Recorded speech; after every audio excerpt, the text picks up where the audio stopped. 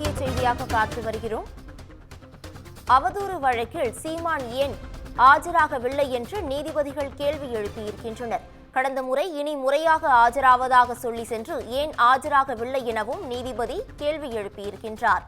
சீமானுக்கு இதுதான் கடைசி வாய்ப்பு என நீதிபதி எச்சரிக்கை விடுத்திருக்கிறார்.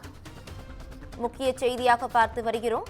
டிஐஜி வருண்குமார் தொடர்ந்த வழக்கில் சீமானுக்கு திருச்சி நீதிமன்ற நீதிபதி எச்சரிக்கை விடுத்திருக்கிறார். அவதூறு வழக்கில் சீமானுக்கு நீதிபதி எச்சரிக்கை விடுத்திருக்கிறார். கடந்த முறை இனி முறையாக ஆஜராவதாக சொல்லி சென்று ஏன் ஆஜராகவில்லை என்றும் நீதிபதி கேள்வியை எழுப்பியிருக்கிறார். சீமானுக்கு இதுதான் கடைசி வாய்ப்பு எனவும் திருச்சி நீதிமன்ற நீதிபதி எச்சரிக்கை விடுத்திருக்கிறார். இது குறித்தான முக்கிய செய்தியை தற்போது பார்த்து வருகிறோம். இது குறித்தான கூடுதல் விவரங்களோடு செய்தியாளர் கோவிந்தராஜ் இணைகிறார். கோவிந்தராஜ், இது பற்றிய விவரங்களை பதிவு பண்ணலாம்.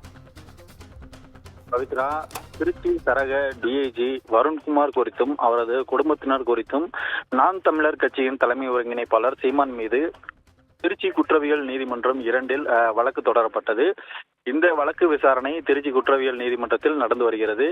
இந்த வழக்கு தொடர்பாக நாம் தமிழர் கட்சி ஒருங்கிணைப்பாளர் சீமான் இன்று நேரில் ஆஜராக வேண்டும் என நீதிபதி விஜயா உத்தரவிட்டிருந்தார். இந்நிலையில் நாம் தமிழர் கட்சி ஒருங்கிணைப்பாளர் சீமான் இன்று நேரில் ஆஜராகவில்லை. டிஐஜி வருண்குமார் இன்று நேரில் ஆஜராகினார்.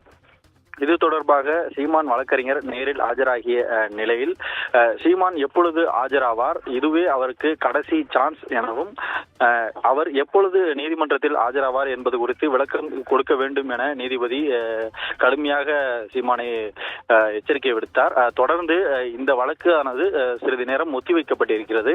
சீமான் எப்பொழுது நேரில் ஆஜராவார் என்பது குறித்த உரிய விளக்கத்தை கொடுக்க வேண்டும் என்பதற்காக இந்த நேர அவகாசம் கொடுக்கப்பட்டிருக்கிறது. பவித்ரா, விவரங்களுக்கு நன்றி கோவிந்தராஜ்.